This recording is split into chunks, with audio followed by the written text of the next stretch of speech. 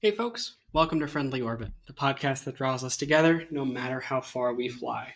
I am Ceres, half a universe ready to collapse and recombine with my co-host. Theia, ready to reminisce? Back to the origins. I don't have a joke for this. I caught you off guard. You caught me off guard. I win best joke of the episode. Okay, this week we are going to be talking about the very first-ish, depending on how you consider it and look at it, campaign that I DM'd in a long-form format. The campaign that I DM'd for Thea and a group of other friends in university. And we're just gonna reminisce for 43 minutes, talk about what we got going, what it was like, what worked, what didn't work, what I learned, what it was about, if it was fun. Ignition sequence start. 5, 4, 3, 2, 1, 0.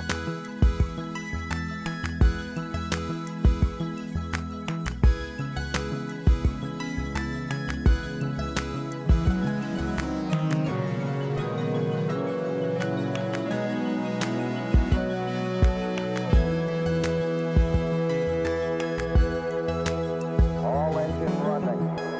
Liftoff.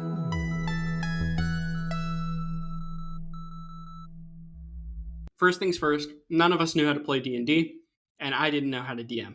Yeah. Ceres brought us together at his place and prepared a very fun, cute tutorial one-shot act that turned into a two-shot where we got to play fantasy version of ourselves. Yeah. You gave me an intelligence of +3. Thank you very much. I gave everyone the standard array to avoid insults and made sure nobody had any negative scores. At least I tried. And tried to distribute scores in a Pretty sure you gave me a negative wisdom. You know, I was like, I can see it. It was like one of those moments where I was like, oh, I hope I'm not insulting anybody. Yeah. But I just laid them out for what was best for the class. And I gave each of you a different class based You made me a necromancer, so I had to be smart. Yeah, and I gave people different classes based on, I don't know, loosely their personality and what I thought they would enjoy playing. I liked it one of our friends was a warlock of Stalin. Yeah, that was an inside joke at the time, and I'm like, I'm not sure I would make that joke anymore. But yep, that's. I think if it's an inside joke between friends, it's fine. You definitely shouldn't lead with it if you're playing for the first time with someone. But we did this little one shot where, they Stranger Things was big at the time, so it was kind of like upside down. It was like, what if you just got swallowed into an alternate universe where you were D&D characters, but also yourselves, and you were in this post-apocalyptic world with some zombies, and you fought your way to the top of a campus building, and then, everything crumbled around you. And that's how I got you guys. That's how I got you guys hooked. Some of you wanted to keep playing after that. In fact, it was pretty much the whole group was willing to give a shot at a campaign. Yeah. So none of you guys had ever played D&D before, really. I had played a lot of D&D before, but I didn't have a ton of experience DMing. At best, I DM'd like 1 or 2 sessions for my brother and my dad, but I never. I didn't have any experience DMing, but I had previously already put my hands on a copy of the player's handbook. And I remember that kind of in preparation, I had already borrowed the player handbook from you, and I had read my way through some of it. So I don't know about the others. I think there were others that might have been already interested in it, like DM'ed, but I think I was already very much interested in playing D&D, irregardless of the group. Yeah, and Proteus was also part of this group. So there's actually a few characters from our podcast that you've heard that were a part of this campaign. Yes. Yeah, and it's funny also for Copernicus wasn't cool yet. Copernicus didn't exist yet. Copernicus was nowhere near our orbit at that point in time. But it's funny to me thinking back how little I knew you. I remember thinking in my head, I wonder what character Thea is going to play. You thought I was going to play a rogue? Exactly. And nowadays I'm like, edgy. Of course it's a warlock. Of course. It couldn't be anything but. But I remember being surprised at the time. Like, interesting. You're playing a warlock. All right, cool. And we started to form a campaign. I sent out little questionnaires, hey, what do you guys want to play? What kind of world do you want to be in? It became pretty clear that nobody, like in retrospect, nobody knew what they wanted and knew what was good and knew what was fun. So it was kind of pointless to ask them or to configure it to their needs because like nobody had enough opinions to really know anything yet. Yeah, we didn't know our needs Yeah. yet. So everybody came back, told me they wanted a super gritty, grim, realistic campaign like The Witcher. Game of Thrones was big. The Yeah. Witcher was big. And they all wanted a low magic setting. They all wanted a super low magic setting. They all ended up playing spellcasters. And so except one, the heroic fighter and barbarian, except the fighter immediately said, I want more magic. I want more magic. Yeah, it was funny because everybody was like, no, I want it to be a low magic setting where magic is like persecuted and looked down upon, but I want to actually be the only magic person there is, you know? And it was like, it was very hard to mix these components for me because I had told them, because I wasn't confident in my abilities as a DM, I wanted to run a module, right?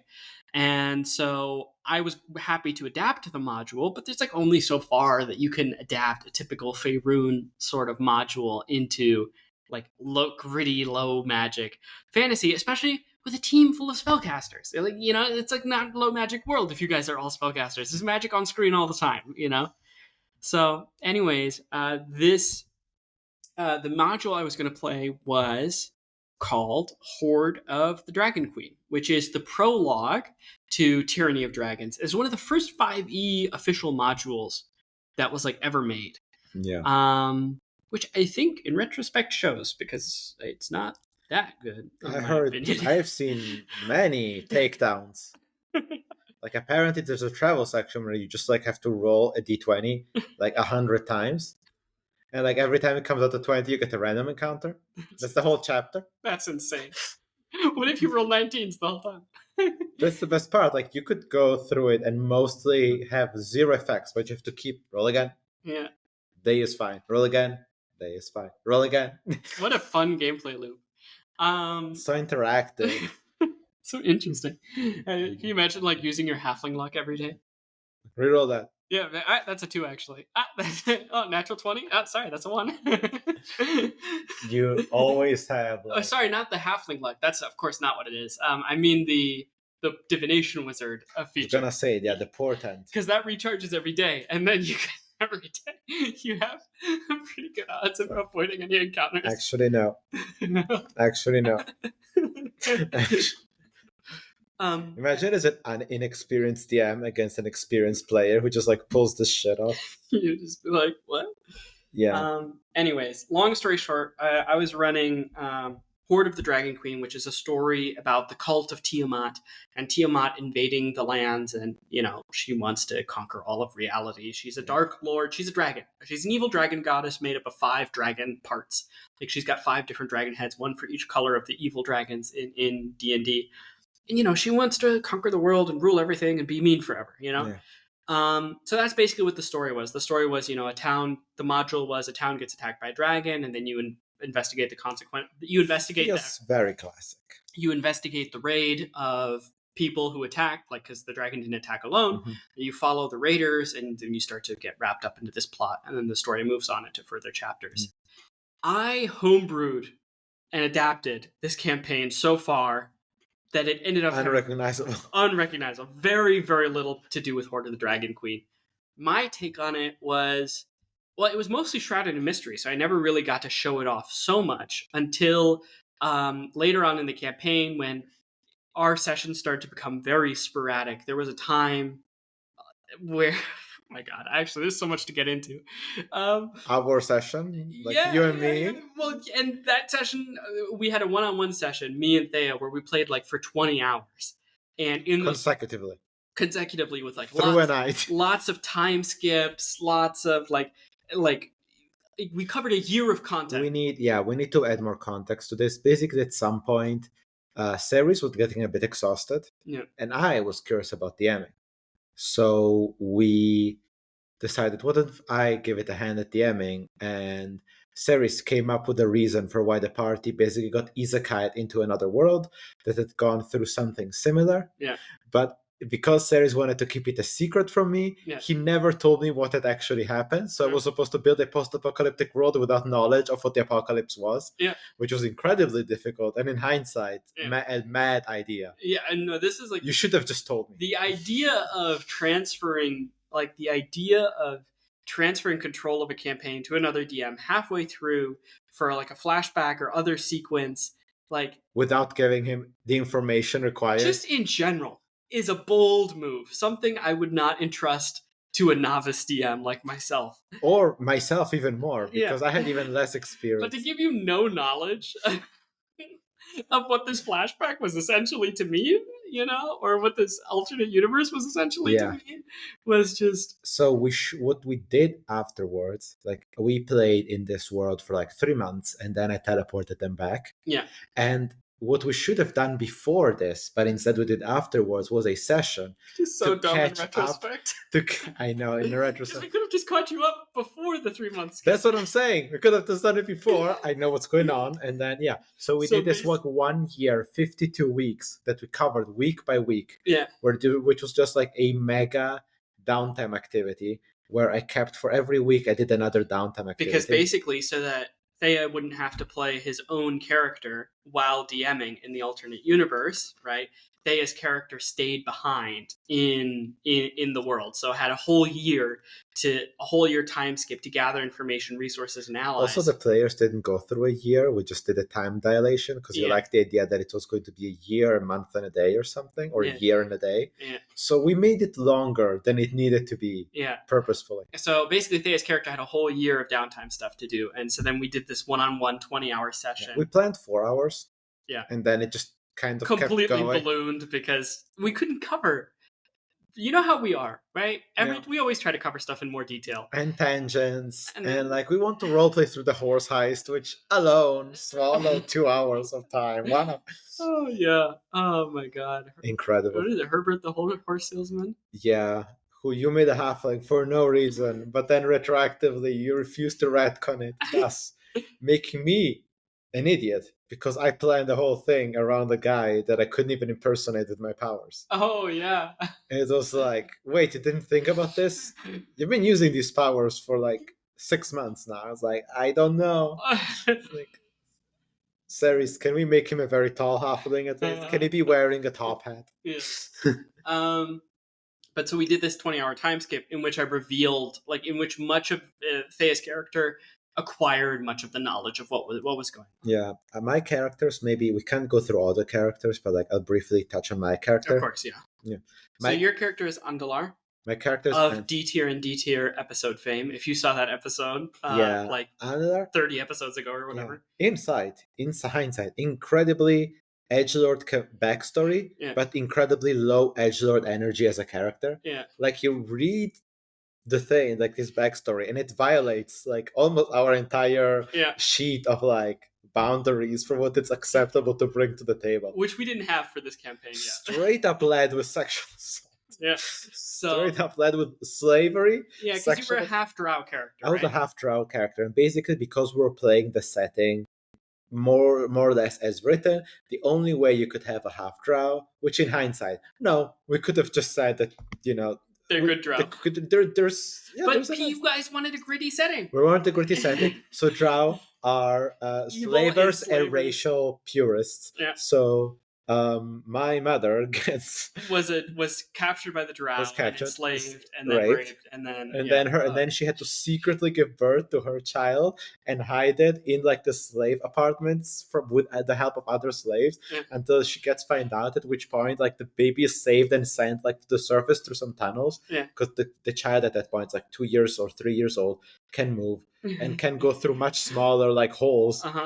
And then the mother gets killed. And then the child gets adopted by high elves who are super racist about them. Yeah. And it's just this. It's just continuously this guy has so many identities and he's trying to somehow hide all of them. Yeah. And you lied to the party about who you were. You told them all your name was Pelias, which caused confusion to this day about what your character's actual name is. Yes.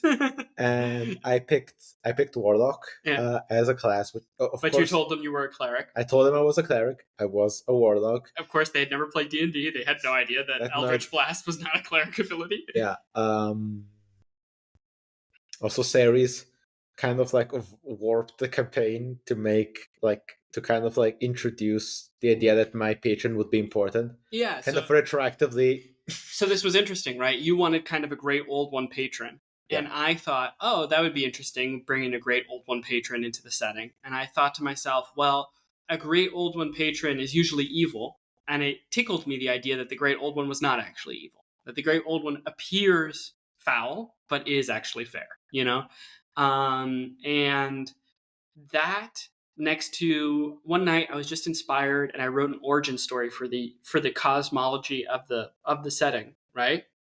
And it inspired me to this idea, to this cosmic idea, which then ended up being the seed that the whole campaign ended up kind of being built around. Yeah, because I did so much research also, and I invested so much time in the setting. Yeah. You also threw me a couple of extra bones, I feel like. Exactly. So we had this dynamic where not all the players were equally interested in the campaign, and we weren't playing on a regular weekly schedule. So it was very easy to forget stuff. And, if you've listened to this podcast, you know me, I get into the details a lot with things and the nuances a lot of things. And this was definitely a phase where I did not have the ability to just say, look, this is how it works. And everything had to be justified. Everything had to have details and explanation and feel real and feel gritty.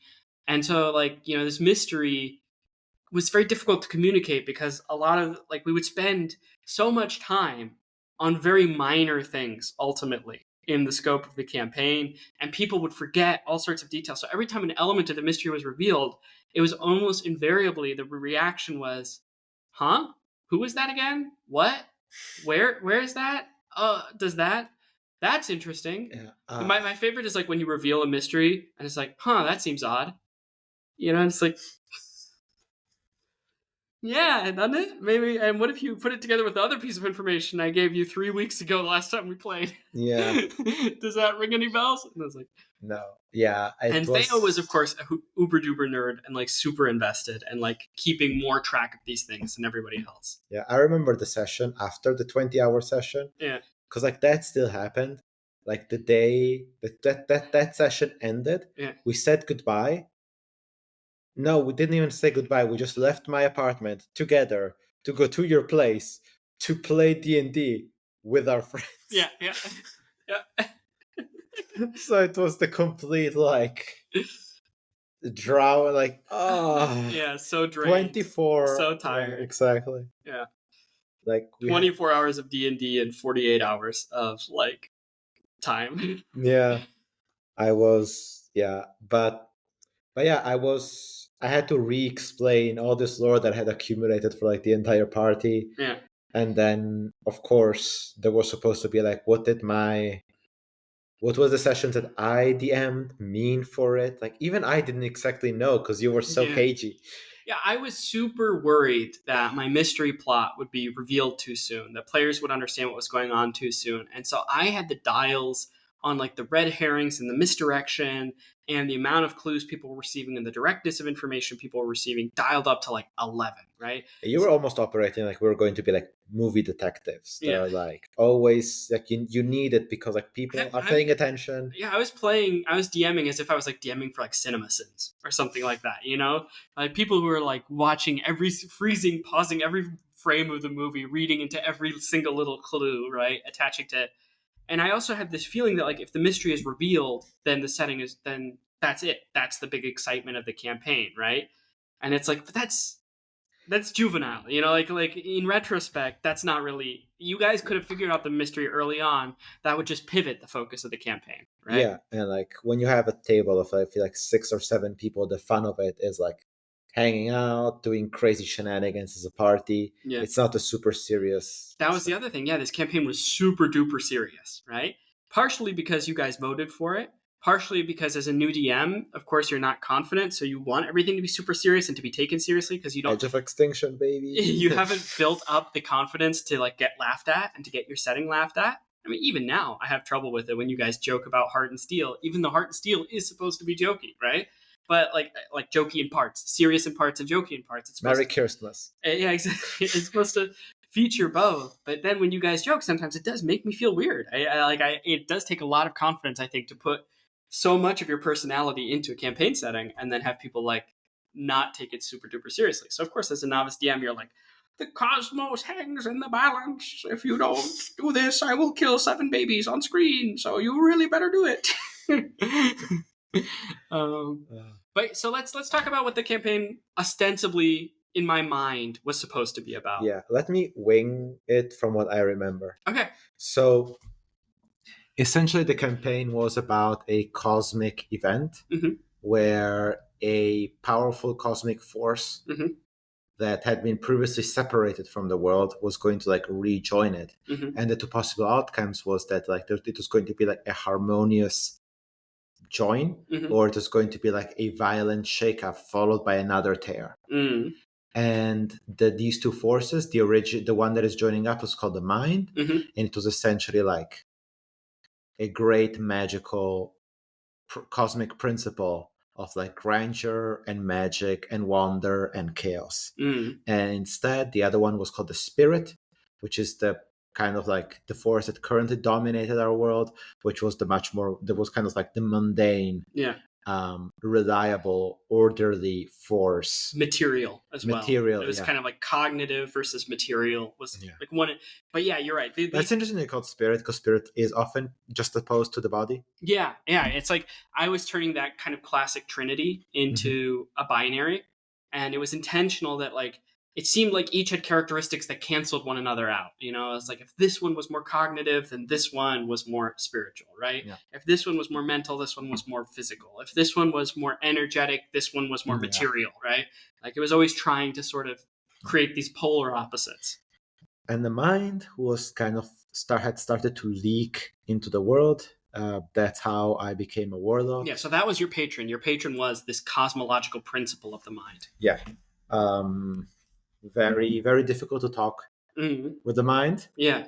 But I had a whole journey through the Feywild, because that's where it was coming through. Yeah. Very aptly also. And yeah, so that's what was going on. The big threat physically came through the idea that there were these like interdimensional invaders. Yeah. And as these two forces merged, it felt almost like the edges of reality, the boundaries of reality were becoming weaker during the merger. And so these like interdimensional villains were threatening to invade the world and take it over, exploiting this weak spot. So kind we had like the these parasites, right? Exploiting this upheaval. Yeah. So definitely, like the dragons were a part of it. There was the cult of the dragon and your classic rise of like the classic Tiamat stuff. Yeah, and that's why the dragons were all energy based. You know, I was thinking to myself, what is the nature of what makes a dragon special? And I thought, well, one thing I could emphasize is their elemental nature. The dragons, instead of just being different colors, each one of them could really embody a different kind of elemental force and a different kind of elemental energy. And I was like, oh, that would be cool. That would kind of make them kind of seem aligned with the mind and make sense that kind of when the mind can now pierce the veil, they can pierce the veil too, because they're kind of similar, because they're also very energy based. So I had this whole idea that there was a big sun and a little sun. And, you know, the dragons were called the Cinder Kings, and they break out of the little sun, right? And I even had like the Skyrim rhyme of Alduin? No. There's like a little Skyrim poem of Alduin that you see sometimes on the loading screens. I had rewritten it, but the same meter and similar concepts about the Cinder Kings, right? The idea that they're trapped in this little sun, and that when that little sun breaks open as this conjunction of the two forces is happening, you know, and they're released, and they're the parasites that are gonna make this a bad conjunction instead of a good one. Yeah, there were those. And then I don't know if they were also interdimensional, but there were two other forces that threatened the peace and stability. One was the Theian army. Like there was a Theian army that was like marching onto the world and unleashing these undead hordes. Yeah, this was my interpretation of the Red Wizards of Thay, who in the module are working together with the dragons. And here, I didn't have any inspiration basis for the Red Wizards of Thay. I mean, now I've seen the D&D movie, but you have to imagine, you know, this is all before then. So I was just like, okay, these guys seem to be like zombie necromancers. And I was like, okay, well, what would a lich autocracy look like? Like, what if I took modern day authoritarianism, maybe something like a North Korean regime or Stalinist regime, right? But I replaced the government military forces and the party people, with zombies all the way up, so to speak. Like, it's all whites and like, demi-liches and stuff with one lich sort of leading the whole thing. Yeah. Yeah. But like they were like just local bad guys that were There was basically exploiting this weakness. Exactly. It's like basically pretty clearly I realized I'm going to need to raise the magic level of this world. So I'll start with a low magic world, kind of like how you have in The Witcher. You have a low magic world, and then there's a conjunction of the spheres, and it becomes a high magic world all of a sudden, right? Yeah. And I was like doing something similar here, where I was like, okay, so the one bad guys are going to be energy based, the other bad guys are going to be wizards, right? Because they're like, now magic is becoming more and more powerful in this setting, More right? common, So yeah. like wizards as a bad guy group could work. And then there was a third final one, the Fey Queen Lurue, No, Sorelia. Sorelia, Yeah. had thrown a coup Yeah. and had kind of banished a city court underwater, like how the sunken court. Yeah. And this Sorelia was now, I think you renamed her actually, because I had an evil Fey Queen Lure in my version, and I think that then you changed it because you were like, oh, what if? Oh yeah. I think you changed it later. Like I believe that Sorelia was the original name, but I think that you changed it afterwards. Yeah. And this evil Fey Queen was upsetting the balance of the Feywild. Yeah, the Ashen Queen. She was supposed to kind of embody like all the tropes of like a wildfire. And the idea was like, this is somebody of the natural world who sold her soul to change into the dragons, right? Because the dragons were very much the ringleaders of this. They were the central enemy. Yeah. Yeah. And so we had these three forces, and we were kind of supposed to like choose which ones to face first and which ones to save for later. Also, the whole Fey aspect maybe bears is worthy of mentioning. Kind of came in because I wanted a Great Old One Warlock, but I wanted the Fey like power set, and we couldn't just let that like be. We had to have an in-lore justification for that, and so we came up with the idea that like the rage, anger, and desire for revenge of this sunken court, like they did something, they tried to tap into the power of the mind, and they were overtaken by it. Yeah. And so that's why I had to go to Feywild to talk to the mind, because the mind was first and foremost bleeding into reality in the Feywild. Yeah. Yeah, that was the setup that I remember more or less. You supplemented now with some extra information. My section that I DM'd was basically set in a world where this had happened and the dragons had won. Yeah. And of course, I didn't know that, so I made some good dragons as well, like metallic, classic, good aligned dragons. Yeah. Whose main flaw was actually their fear of overusing violence. And of course, you made it so nuanced instead of just having it be like, I don't know, Dark Souls or something, where it's like, because like, of course, from my perspective, in my world, right? Like, if these elemental evil dragons had taken over the world, it should be an awful place. Awful place. Exactly. It shouldn't be like, oh, is at some point would you give some of your freedom for more order and safety? Instead it would be like, I'm burning 1,000 knives. Yeah. Oh God. Well, I had these I had this like invasion of this parasitic aberrations that were taking over people's bodies, but they weren't really like, they weren't bad people, except they needed to take over people's bodies. That's how they replicated. Leading the charge against them was a xenophobic faction of like completely devoted elves, devoted to like elf suprema, the Aroha. Glory to the elves. Glory to elvenkind, who believed that their goddess was the only goddess that somehow survived the massacre, and she was Lurue. Like, she was this universe's Lurue.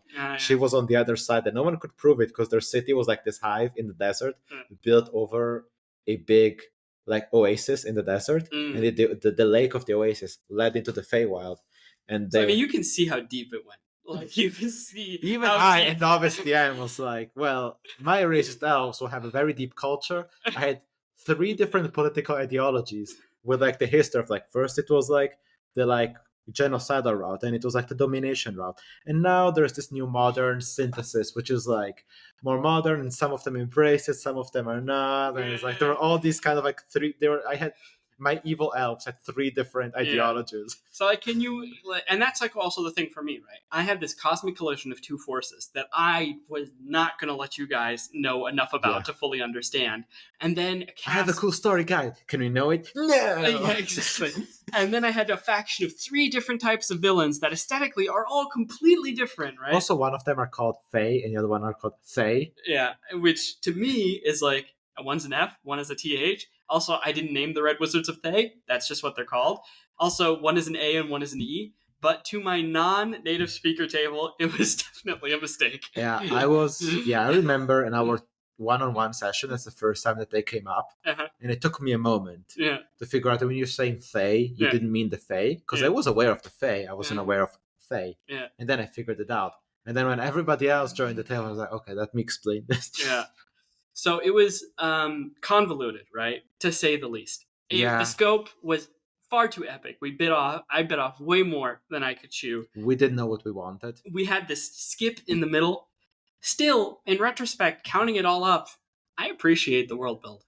I still think about like the different types of dragons I had. You know, I had one that was like the size of a mountain range. Yeah, and if you fought it, it was going to be like a mech fight, you know, where you have to like kill the arm and then kill the neck and then kill the head, you know, and stuff like that.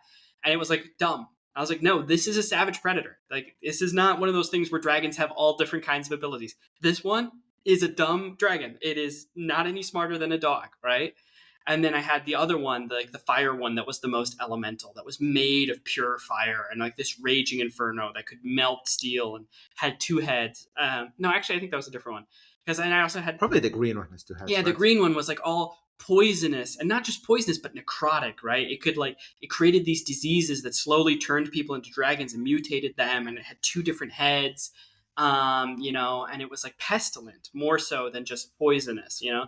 And then I had and then instead of having... The black one was like hypnotic. Exactly. Instead of having black dragons in D&D are all like, you know, acid and death. Well, I already had death covered on the other one.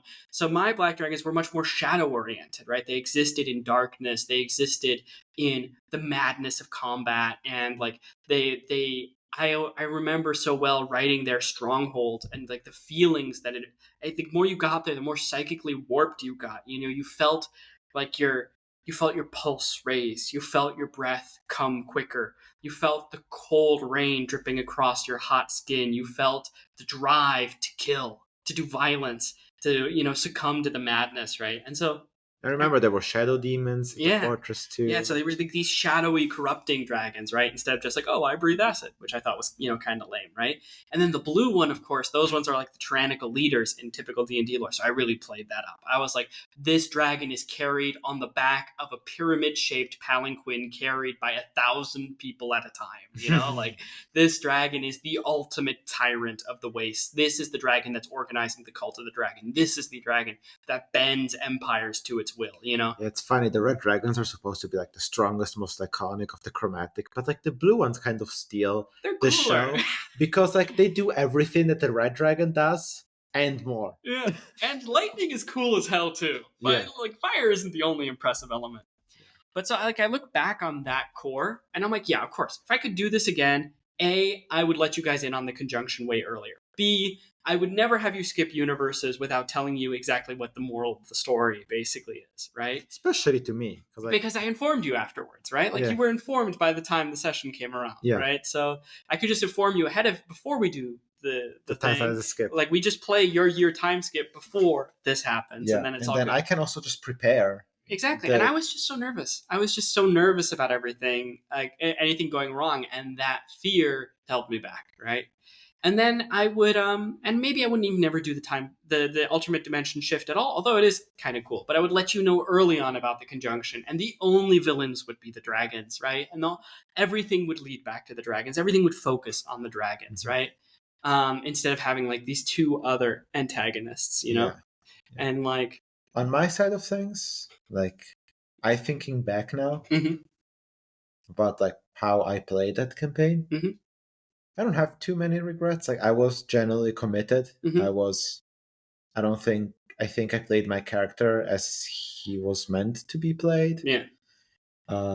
I remember kind of realizing that not everyone had the same level of like investment in the campaign and like their character Yeah. and the world. So like when I revealed that I was like a half drow, which also to them I might as well have been a full drow. They didn't. Yeah, they didn't know the difference. Exactly. That moment didn't, even after you informed them of what it meant, that moment didn't suscitate a lot of like conflict. I was like, okay, I guess you guys just accept me. Cool. Yeah. But I liked that my character was non-violent from the beginning. Yeah. In hindsight, I was like, yeah, it was edgelord backstory, but not edgelord. And it was cool how you gave up your powers at the end. Like your character really developed over time, and I really enjoyed that 20-hour session. That's still one of my favorite sessions ever, partially just because of how crazy it is. But we really did cover a lot of stuff, and I felt like a lot of that I was in a flow state, firing on most cylinders, all the cylinders I had at the time. Let's put it that way. Yeah. Also, like getting over some of the bad habits I learned about D&D. Also, you know, I mean, although I had played a lot of D&D before this, not necessarily all of it. But as a DM, you were still figuring some of the things out. Exactly, and like I think I could be too punishing at times, and it's like, well, I think that's how my dad played. When my dad played, that was normal, you know, to be more punishing as a DM. And I think this group would have just had more fun if I had been less punishing at times. You know, it would have been better for this group. And you know, I was still unlearning that. You know, but I look back and I think this lore is really wild and it's really funny to me. It's still charming something about the idea that, oh yeah, this universe came into being by being nothing and separating into two perfectly opposite halves. Mm-hmm. And now these two perfectly opposite halves, they interact every once in a while. And when that happens, you know, the world changes. And will we make sure it's a harmonious conjunction or a disharmonious conjunction? That's the stakes. And the dragons are here and they're messing it up. I'm like, that's kind of a great way to put this, to attach the cosmic import of the various characters in the party to the Horde of the Dragon Queen plotline. And I felt the way I updated the dragons was cool. Yeah. Okay, let's be clear, because the audience doesn't know this. What actually happened in the campaign? Yeah, so we the campaign started with us. It's at the end of the pod. I should do the summary, right? Exactly. That's where you put the summary at the end. Yeah. Okay, so we started in a little town called Keswick. Long story short, we had basically a horror one shot that turned out into a multi-shot where werewolves took over the town and we weren't able to stop it. Yeah, but we still leveled up. And the idea was magic was coming back to the world, and the people in the town had conceptions about how magic worked, and those conceptions were wrong. Yeah. And that's why they all get eaten by werewolves, right? Yeah. And so the idea is, okay, I'm making it clear magic is coming back to this world, but it's originally a low magic setting. People don't understand how magic works, and it's gritty because it doesn't end well. The town doesn't end up getting saved. Yeah.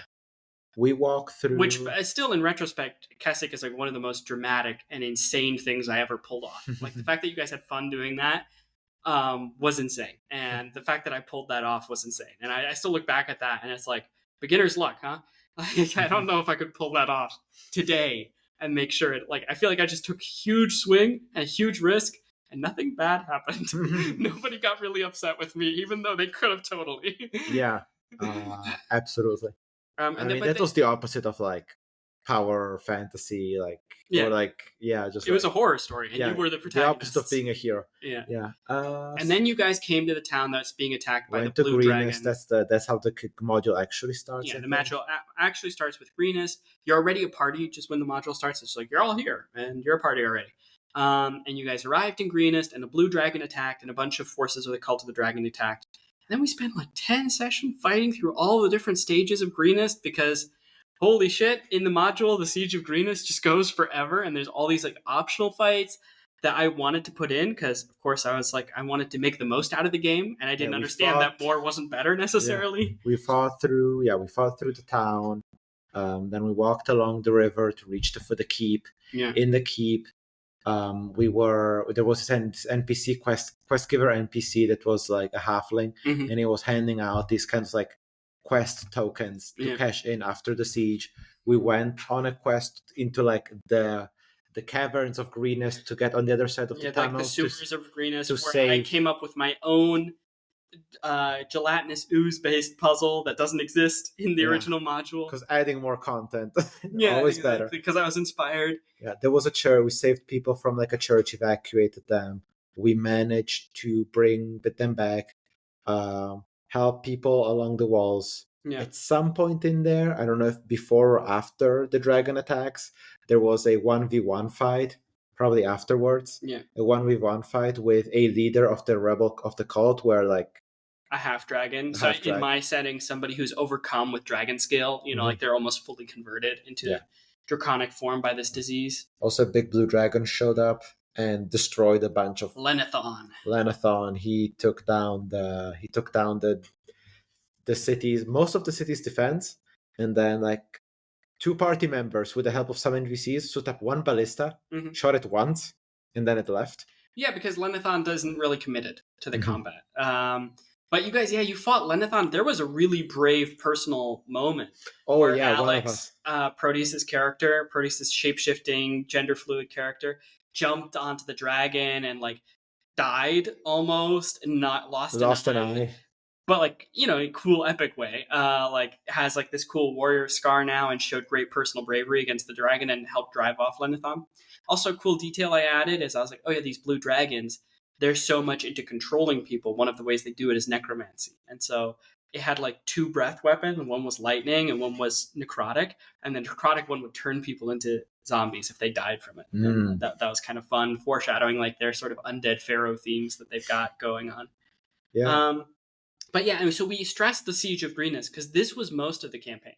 After the Siege of Reminisce, you guys went off into the forest and you found the den of a shadow dragon. Well, this is where my intermission happened. Yeah. And the 20-hour session happened. Yeah. Then we regrouped at Greenest, where basically I showed up because I knew that after a year and 1 day, they would return to Greenest. Yeah, they did. And you filled them in on everything you'd learned about this conjunction and everything. And I have to be clear, at this point, like, we were like a year into this campaign at this point because we did not play regularly and there was often scheduling issues and often just you're busy in university. We had a ton of studying to do during these semesters. Like, we did not have a lot of free time for this D&D game. It was just the lowest priority for everybody. And we did not know, but at the horizon, a new threat was encroaching. What? COVID. Yeah. Yeah, that's true. And then, so... It's funny how COVID kind of knocked our campaign out completely when the COVID pandemic was such an accelerator for D&D's popularity. But for us... It paved the way for Edge of Extinction, though, because Edge of Extinction started during COVID. Yes. So... And we had that one-shot campaign that we kind of thought that was a better way to do it. Yeah. So we didn't really stop playing D&D, but we did... It changed how we played D&D. At this point in time, I was 100% for like only in person at the table gaming. I didn't understand that you could play and really play well online digitally. So our degree was, at this point, we were 2 years into this campaign. It was starting to get towards the end of our degree, and I was like, oh, at the end of the degree, everyone's going to move away, and then we can't play D&D in person anymore, right? So we still covered this area. You guys decided to go off, after doing some investigating, you decided to go off into the forest and find the base of the Shadow Dragon. Kind of the whole idea of the campaign was you would start kind of with the weakest Elder Dragon and work your way through all 5 by the end of the campaign. And so you guys went to go find the weakest Shadow Dragon. You broke into their stronghold. You got most of the way through stronghold infiltration. And this is kind of when the big pause happened. And it was like, all right, we're having a lot of trouble scheduling any sessions as of now anymore. And we hadn't played for a long time. And soon people were going to start moving away. Or we thought people were going to start moving away. In the end, actually, not that many people moved away, to be honest. Yeah. But we thought we wouldn't be, if one of us can't play anymore, none of us are going to play anymore. That was kind of our philosophy, which is also something where now I'm like, in retrospect, like, if one person had to leave the campaign, I would be okay with that, but I would still keep playing the campaign with everybody else. Edge of Extinction didn't explode after we lost 66% of the party. Yeah. So we had one final session wherein about 5 hours of super like abbreviated storytelling with very few checks rolled actually by the party. I went through all the lore of everything that we've learned, everything that has happened, everything that's going to happen in the future. And I gave you guys 3 courses to choose upon to combat the dragons, and you had to make a check for each. You guys had to make a series of checks. I don't remember exactly how it worked, but depending on what choice you made, the checks were different, and the boons that you got were different. And then there was one final check that the whole party rolled together It's like, okay, now you've gathered your allies, you've defeated these dragons, because you guys decide to hunt dragons. It was like, oh, you can bolster allies here, bolster allies there, or hunt dragons. I remember hunting dragons. I had done a lot of bolstering of allies during my 20-hour session, like during the 1 year time skip. Yeah, like the first third of my year was like spent like gathering lore, infiltrating various institutions, using 3 distinct secret identities I had crafted for myself as a shapeshifter to like do all kinds of different things. Then 1/3 was just like this terrible punishing trek through the Feywild that we got through actually very quickly. And then the final third was basically me joining the Harper and starting to starting rebellions, starting like to pull together the Lord's Alliance. Because I had this +11 persuasion bonus, and I was going to use it. Exactly. And that was the thing, because the world was so grim, all the rulers had to kind of be shits, right? Yeah.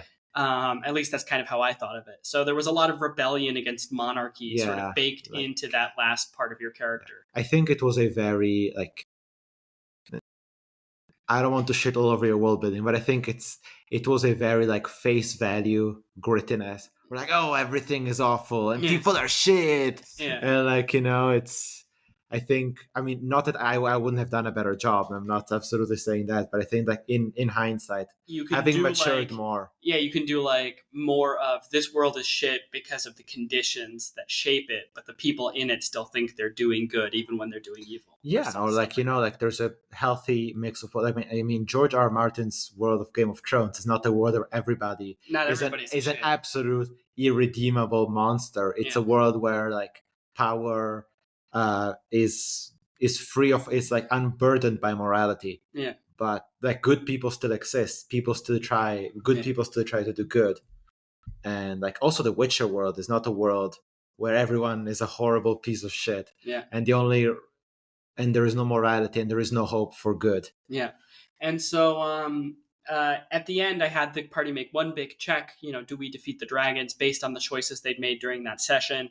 And we kind of wrapped up the campaign, even though we really didn't play it. We did like it wasn't really an earned playing through the whole thing, getting to the end. But it was sweet and it was nice to get everybody back together again. Ironically, on a Zoom call, but because by the time we got it all scheduled, everybody was in different places and we couldn't play. And it was person. The pandemic.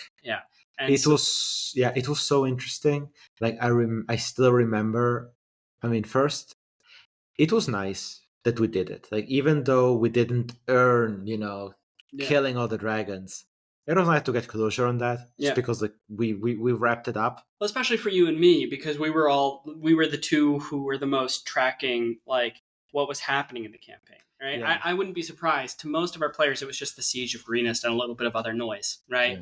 And that's cool. The Siege of Reminisce was, cool. Ultimately, I had a great time, but the campaign was flawed. It never met these lofty ideals that I set out for it, and was sabotaged by our inexperience. So it was nice to somehow do a little bit of honor to that grandeur of the campaign by pretending we played through the last sort of phase of it. Yeah, and to be able to say, like we know how the story ends. And like with the dragons defeated and a peaceful conjunction and a world that can move on into future adventures without this conjunctive thing, these conjunctions happen. It's funny. Every character then got to narrate how their character ends. It was funny. You could clearly tell like the different level of investments in their characters.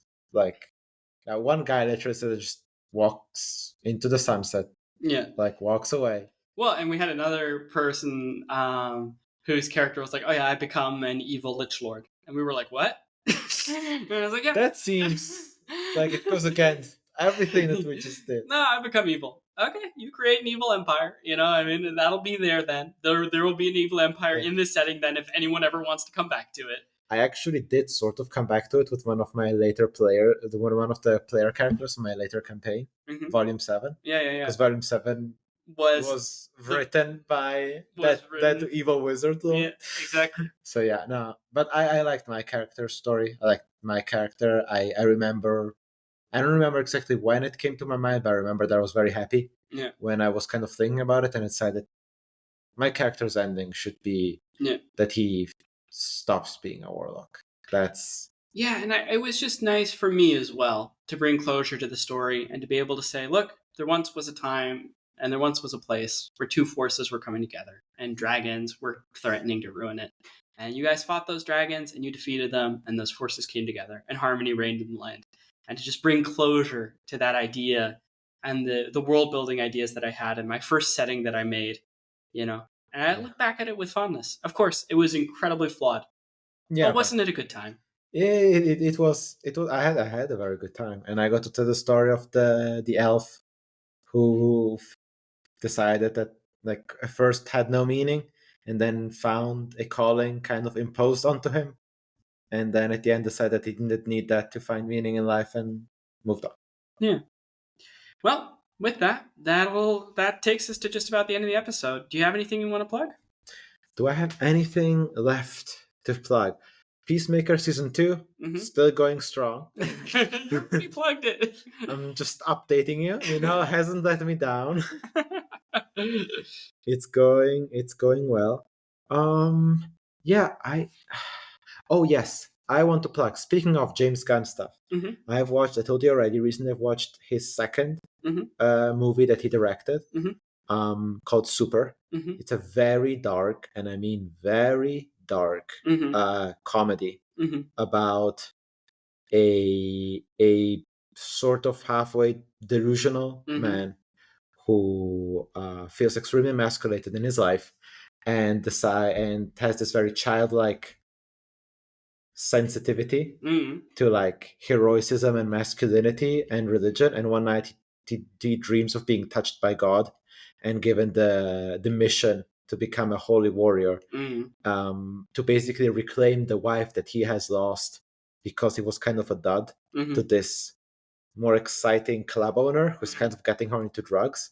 And so he dresses up as a ridiculous kick-ass level like vigilante that just uses like a big wrench to go out and exert incredible amounts of violence, completely disproportionate, onto criminals.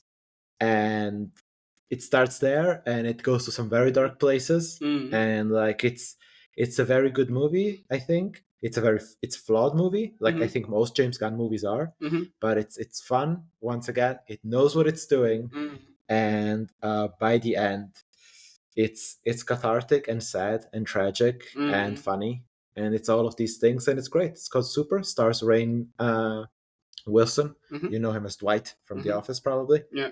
Or as the pervy professor in Transformers 2 from Michael Bay. Huh. No, it's just a small role, but when I saw that clip again, I was like, that's Dwight? Why is he flirting with like the young students in the front row? Ew. Well, cool. Did you have any plugs? No. And that'll just about do it for episode 54? 53? I'm not 54. sure. 54. If you want more, you can find us on youtube.com/@a-friendly-orbit, as well as Spotify and Apple Podcasts. And if you don't want to leave us a comment there, even though you have something to say, just send us an email at @friendlyorbit@gmail.com. All right, Ceres. I'll talk to you later. And to all of our fellow Voyagers, we'll catch you out there amongst the stars.